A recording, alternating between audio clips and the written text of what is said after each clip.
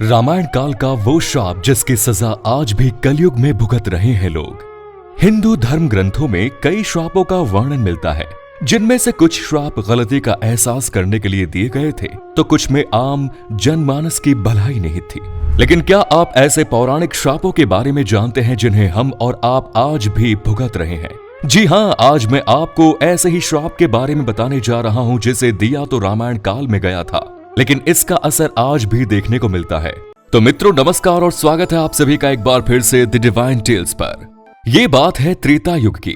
One गमन के बाद श्री राम यूपी के अयोध्या से निकलकर बिहार के रास्ते होते हुए जंगलों में भटक रहे थे। उन्हें 14 साल का लंबा वक्त जंगल में गुजारना था, इसीलिए कुटिया बनाते उसमें रात गुजारते चले जा रहे थे। जब वो बिहार के गया जिले में पहुंचे तो उन्हें एक दुखद समाचार प्राप्त हुआ। उन्हें पता चला कि राम राम कहते हुए राजा दशरथ ने अपने प्राण त्याग दिए हैं। राजा दशरथ आखिरी वक्त में भी यही चाहते थे कि हमारा प्रिय राम लौट आए, लेकिन श्री राम माता कैकेयी के मांगे वरदान के कारण वापस नहीं लौट सके थे।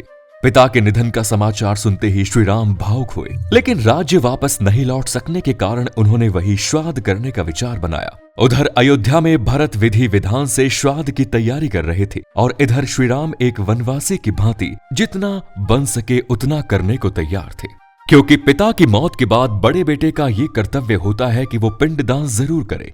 श्री राम सभी शास्त्रों का ज्ञाता थे, वो हर काम नीति के मुताबिक करते थे। इसीलिए ये दुखद समाचार सुनते ही लक्ष्मण के साथ जंगलों से दूर निकल गए, ताकि समय रहते श्राद्ध का सामान लेकर आए और पिता को पिंडदान कर सके। इधर माता सीता फल्गु नदी के किनारे उनका इंतजार कर रही थी, लेकिन श्राद्ध के वक्त तक दोनों भाई वापस नहीं लौट सके। उसी समय राजा दशरथ की आत्मा वहां पहुंची और पिंड मांगने लगी। असमंजस में पड़ी मां सीता ने फल्गु नदी, वट वृक्ष, केतकी के फूल और गाय को साक्षी मानकर बालू का पिंड बनाया और उसी से पिंडदान कर दिया। जब श्री राम और लक्ष्मण लौटे तो माता सीता ने कहा कि पिंडदान का समय निकला जा रहा था, इसलिए मैंने खुद ही बालू से पिंडदान कर दिया। जब प्रभु श्री राम ने इसका प्रमाण मांगा तो मां सीता ने कहा कि फल्गु नदी, वट वृक्ष, केतकी के फूल और गाय इसकी गवाही देंगे। लेकिन वट वृक्ष को छोड़कर तीनों भगवान राम के क्रोध के डर से मुकर गए, जिसे सुनते ही माता सीता को क्रोध आ गया। उन्होंने राजा दशरथ की आत्मा से प्रार्थना की कि अब आप ही सच्चाई बताएं।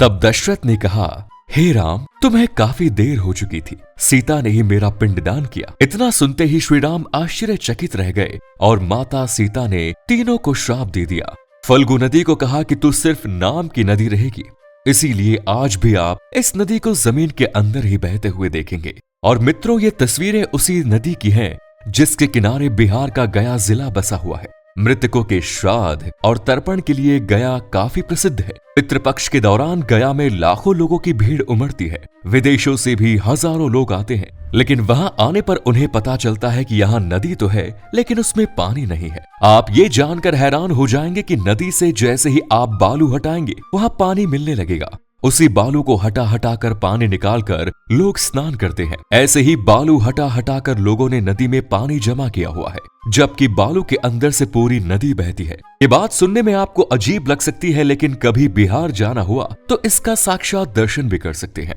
इसके अलावा माता सीता ने गाय को श्राप दिया कि तू पूजनीय होकर भी लोगों का झूठा खाएगी, इसीलिए गौ माता आज भी कूड़े के ढेर में भोजन करती दिख जाएंगी, क्योंकि अब लोगों के लिए गाय सिर्फ नाम की माता रह गई है, जिसकी वो सेवा करना भूल चुके हैं। शायद माता सीता को कलयुग के लोगों का पहले ही आभास हो गया होगा, वरना पूजनीय गौ माता को झूठा खाने का श्राप नहीं देती। इसी का परिणाम है कि गाय आज भी कूड़े के ढेरों से झूठन खाती है। वहीं माता सीता ने केतकी के फूल को श्राप देते हुए कहा कि तुम्हें झूठ बोलने की सजा ये मिलेगी कि आज से कभी भी पूजा में तुम्हारा इस्तेमाल नहीं किया जाएगा।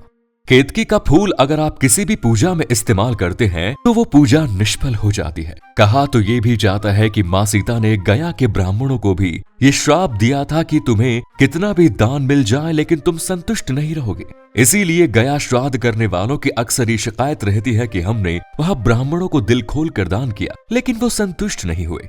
यानी ये 5 लोग माता सीता के श्राप की वजह से हजारों साल बाद भी उद्धार नहीं पा सके। अब इनका उद्धार शायद तभी होगा जब धरती से कलयुग का अंत होगा और सतयुग की स्थापना होगी। तो मित्रों, आज की वीडियो में बस इतना ही। वीडियो पसंद आए तो इसे लाइक और शेयर अवश्य करें। इसी के साथ अब मुझे दे इजाजत, मैं फिर लौटूंगा ऐसे ही कुछ और ज्ञानवर्धक वीडियोस के साथ। तब तक के लिए देखते रहिए अपना YouTube channel the divine tales. धन्यवाद।